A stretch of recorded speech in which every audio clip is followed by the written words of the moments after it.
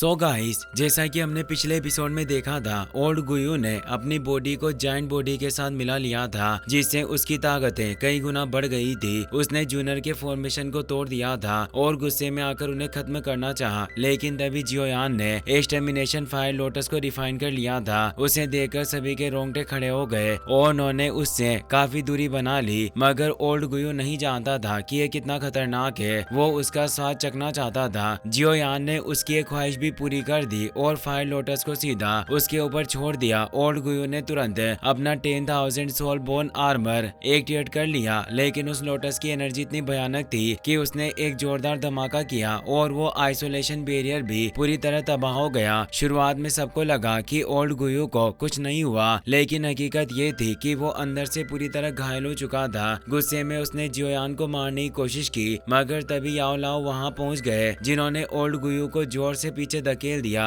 अब जूनर ने भी अपने कबीले के एल्डर टोंग जुआन को वहां बुला लिया था, जिससे ओल्ड गुयू कुछ नहीं कर सका और न ही वो कोई मदद बुला पाया, क्योंकि उसके हाथ कुछ भी नहीं लगा था। हार मानकर उसने वापसी का फैसला किया, पर जाते जाते उसने धमकी दी, तुम्हारा फॉलिंग स्टार पवेलियन हमारी नजरों से बच नहीं पाएगा। जियोयान ने भी जूनर से विदा ली और वो सब वहाँ से रवाना हो गए। अब हमें फॉलिंग स्टार पवेलियन का सीन दिखाया जाता है। याओ लाओ, फेंग जियान और एल्डर तियान वो रेस्ट एरिया के पास आते हैं। वहाँ मौजूद पहरेदार उन्हें रेस्पेक्ट देकर कहता है, pavilion master, young pavilion master 3 दिन से सो रहे हैं, अभी तक नहीं जागे। याओ लाओ अंदर जाना चाहते हैं, लेकिन रुक जाते हैं और कहते हैं जियोयान ने एशियन डोमेन में बहुत सी मुसीबतों का सामना किया। उसका शरीर पूरी तरह थक चुका है और उसकी डुक्यू भी खत्म हो गई है, इसीलिए हमें उसे परेशान नहीं करना चाहिए। उसे कुछ वक्त आराम करने दो। वो जाने ही वाले थे कि तभी जियोयान दरवाजा खोल देता है। वो मुस्कुराते हुए कहता है, मास्टर आप चिंता मत कीजिए, मैं बिल्कुल ठीक हूँ। फिर वो सब साथ बैठकर बातें करने लगते हैं। एल्डर तियान वो कहते हैं, लड़के जब तुम यहाँ से गए थे तब तुम 8 स्टार फाइट वेनरेट थे और अब तुम फाइट वेनरेट रियल्म के 9 स्टार के पीक पर पहुँच गए हो। तुम्हारी ये स्पीड वाकई कमाल की है। जियोयान कुछ नहीं कहता, उसे खुद की तारीफ अपने मुंह से करना कभी पसंद नहीं रहा। अब वो अपने पास से प्योर बोधिसत्व सीड निकालता है। इसे देखकर एल्डर तियान की आंखें चौड़ी हो जाती है और फेंग जियान भी हैरान रह जाते हैं। वो कहते हैं, ये बोधिसत्व सीड्स हैं जो बेहद हाई क्वालिटी के हैं। इनमें से सिर्फ एक सीड ही कई फाइट वेनरेट्स के बीच जंग की वजह बन सकता है और तुम्हें पहले ही 11 बोधि सीड्स मिल चुके हैं। जियोयान मुस्कुराते हुए कहता है, मैं बस लकी था। फिर वो कहता है, मास्टर अगर आपको या यहाँ किसी को इन सीड्स की जरूरत हो तो आप इन्हें रख लीजिए। फेंग जियान कहते हैं, मुझे याद है भाई याओ लाओ काफी वक्त से एक पिल बनाने के लिए बोधिसत्व सीड की तलाश में थे, इसीलिए इस बार वो इन्हें मना नहीं कर पाएंगे। याओ लाओ हल्की मुस्कुराहट के साथ कहते हैं, ठीक है, मैं इनमें से 5 सीड्स अपने पास रख लेता हूँ, मेरे लिए इतने काफी है, बाकी तुम अपने पास संभाल कर रखो। जियोयान सिर हिलाता है और बाकी सीड्स को अपनी स्पेस रिंग में रख लेता है। याओ लाओ कहते हैं, अफसोस की बात है कि बोधिसत्व हार्ट अभी तक दुनिया के सामने प्रकट नहीं हुआ, वरना तुम्हारे लिए ये एक बहुत बड़ी अपॉर्चुनिटी साबित हो सकती थी, लेकिन कोई बात नहीं, इस बार तुम सकुशल लौट आए, यही अपने आप में एक बड़ी उपलब्धि है। किसी को कोई गंभीर चोट नहीं लगी, इसीलिए हम कह सकते हैं कि यह सफर काफी अच्छा रहा। जियोयान कहता है, हुन कबीला इस बार खाली हाथ लौटा है, इसीलिए वो हॉलो सोल्स के लोग अब चुप नहीं बैठेंगे, वो जरूर कोई बड़ा कदम उठाएंगे। फेंग जियान कहता है, हॉलो सोल्स के हुन कबीले पर पहले ही एशियन गु क्लैन के लोग नजर गड़ाए बैठे हैं, इसीलिए हमें फिक्र करने की कोई जरूरत नहीं है। वो आगे कहता है, जहाँ तक हॉलो सोल्स की बात है, हमारे फॉलिंग स्टार पवेलियन की करंट डोमिनेटिंग पावर के आगे उनके लिए हमारे सामने आना आसान नहीं होगा। एल्डर तियान मुस्कुराते हुए बोलते हैं, तुम ज्यादा फिक्र मत करो, तुम बस ध्यान लगाकर कल्टिवेशन पर फोकस करो और फॉलिंग स्टार पवेलियन की सुरक्षा की जिम्मेदारी हमारे ऊपर छोड़ दो। जियोयान कहता है, ठीक है। अब अगली सुबह का सीन दिखाया जाता है। जियोयान अपने मास्टर के साथ गार्डन में टहल रहा था। वो मास्टर से कहता है, मास्टर मेरे पास एक बात और है जो मैं कब से आपको बताना चाहता था। फिर वो अपने सीने में मौजूद बोधिसत्व हार्ट को बाहर निकालता है। याओ लाओ ये देख हैरान रह जाते हैं, ये वाकई एक बोधिसत्व हार्ट है। मैं तो कब से सोच रहा था कि ये अभी तक दुनिया के सामने नहीं आया, पर तुमने तो इसे पहले ही हासिल कर लिया। जियोयान बताता है, ये मुझे बोधिसत्व ट्री ने गिफ्ट के तौर पर दिया है, क्योंकि आपका डिसेबल काफी भाग्यशाली था। मैंने बोधिसत्व सीड की करप्शन एनर्जी को साफ करने में मदद की और इसीलिए मुझे ये महान उपहार मिला। याओ लाओ भी खुश होते हैं और कहते हैं, इस बोधिसत्व हार्ट के साथ तुम फाइट संत के दायरे में पहुंचने में कामयाब हो सकते हो। वास्तव में तुम अब बहुत ही तेजी से एक फाइट संत बन जाओगे। बस तुम्हें फाइट वेनरेट रियल्म और फाइट संत रियल्म के बीच के बैरियर को तोड़ना होगा। लड़के, तुम हमेशा मुझे आश्चर्यचकित करते आए हो। जोयान मुस्कुरा देता है।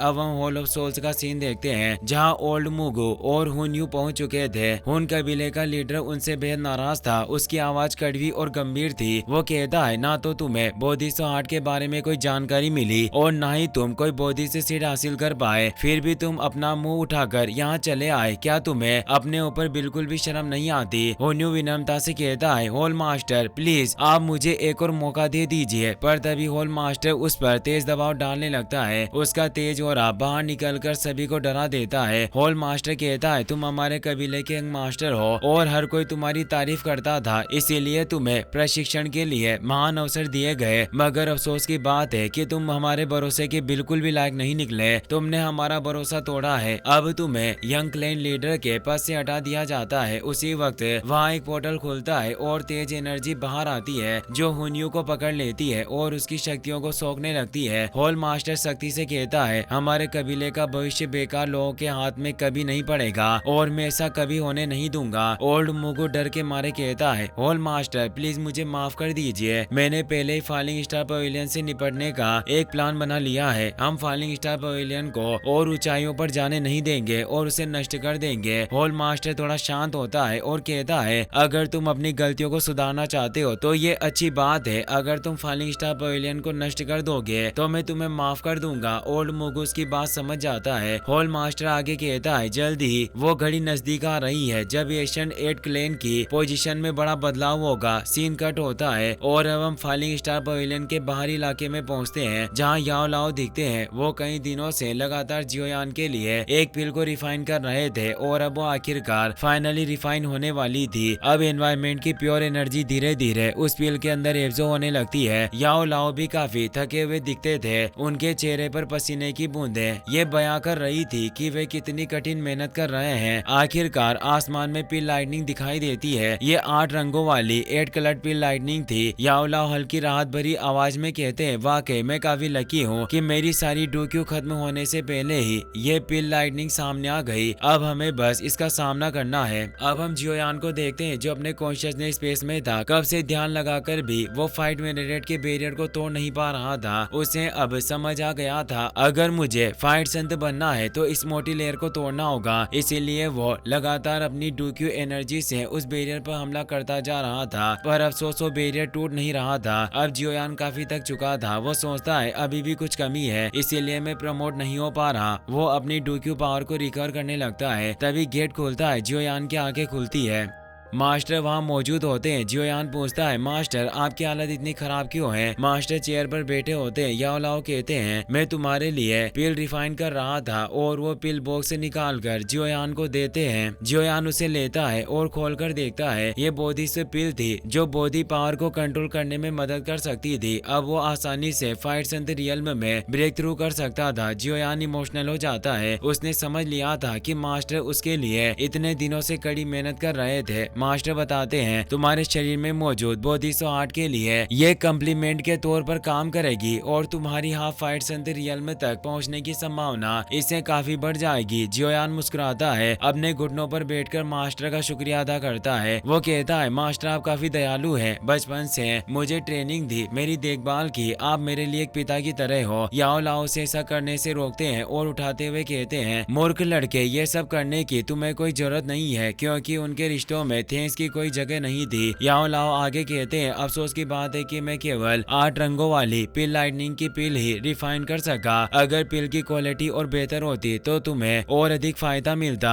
जियोयान उन्हें आराम करने को कहता है। याओ लाओ कहते हैं, मैं पूरी तरह ठीक हूँ। अभी सबसे महत्वपूर्ण बात यह है कि तुम्हारी तैयारी कैसी चल रही है। जियोयान जवाब देता है, मुझे लगा कि मैं ध्यान केंद्रित करके रियल्म की दहलीज को पार कर सकता हूँ, लेकिन कुछ दिनों की कोशिशों के बावजूद मैं अपने मन को पूरी तरह शांत नहीं कर पाया और मेरी फिजिकल स्ट्रेंथ भी उस सीमा तक नहीं पहुंची है कि मैं प्रमोट हो सकूं। याओ लाओ से हिम्मत देते हुए कहते हैं तुम्हें निराश नहीं होना चाहिए। मैं सालों की कल्टिवेशन के बाद जाकर ही हाफ फाइट संत रियल में तक पहुंचा हूं। तुम अभी एक यंग लड़के हो। मैं अच्छे से जानता हूं कि इस बैरियर को पार करना कितना कठिन है। अगर इस बार तुम इसे पार करने में कामयाब नहीं होते तो भी कोई बात नहीं, तुम अभी जवान हो, फ्यूचर में तुम्हें कई अवसर मिलेंगे। जियोयान दृढ़ता से कहता है मुझे प्यूरिफाइंग डेमोनिक लोटस फ्लेम को प्राप्त करना है, इसीलिए मुझे इस दहलीज को तो पार करना ही होगा। अब हमें फाइलिंग स्टार पवेलियन की एक शांत जगह दिखाई जाती है जहाँ पहाड़ों और झरनों के ऊपर एक गुफा बनी हुई थी जिसमें एकांतवास में जाकर कल्टिवेशन की जा सकती थी। जियोयान भी कुछ महीनों के लिए उस अंदरूनी कमरे में जाने वाला था, इसीलिए जाने से पहले वो मेडुसा लिटिल फेई डॉक्टर से कहता है जब मैं एकांतवास में ध्यान लगाऊंगा तो फाइलिंग स्टार पवेलियन और याल अलायंस की जिम्मेदारी मैं तुम्हें सौंपता हूँ। दोनों मिलकर कहती है जियोयान तुम फिक्र मत करो, हम सब संभाल लेंगे। याओ लाओ भी कहते हैं तुम बस अपनी कल्टिवेशन पर फोकस करो, बाकी सारे मामले हम सुलझा लेंगे। और वे काइलिन और लिटिल फेई डॉक्टर से कहते हैं तुम्हें भी ज्यादा फिक्र करने की जरूरत नहीं, तुम दोनों होनहार लेडीज हो, इसीलिए मैं खुद फाइलिंग स्टार पवेलियन का ख्याल रख लूंगा। तुम्हें भी अपनी कल्टिवेशन करके अपनी ताकत बढ़ानी होगी। जियोयान अंदर जाने से पहले एक बोतल निकालता है और कहता है इसमें हान फेंग की आत्मा कैद है। मास्टर मैं चाहता हूँ कि आप खुद ही उससे निपटे।